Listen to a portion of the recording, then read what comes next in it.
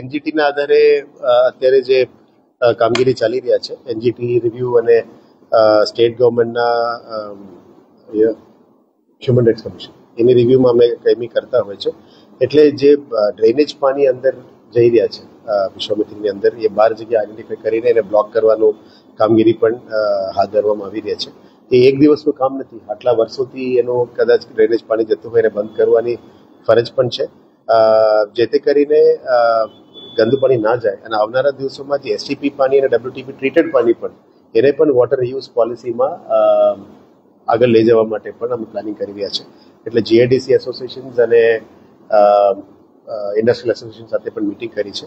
વડોદરા મહાનગરપાલિકા માટે water reuse policy અમલીકરણમાં લાવવા માટે બહુ જરૂરી છે, જેથી કરીને ગ્રે વોટર અને એસટીપી વોટર ત્યાં ના જવું જોઈએ. એના માટે અમે તૈયારીઓ કરી રહ્યા છે.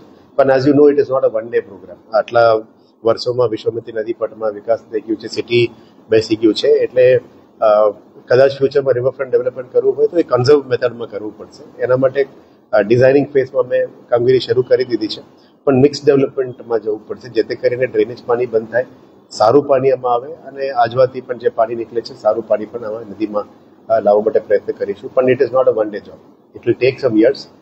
પણ ઇનિશિયલ ફેઝસનું જે શુદ્ધિકરણ, રિવર પટ્ટો વાઇડનિંગ અને ડીપનિંગની કામગીરી કરી છે, હવે શુદ્ધિકરણ અને વિકાસનું કામ કરવું પડે. એ અમે અત્યારે ડિઝાઇનિંગ ફેઝ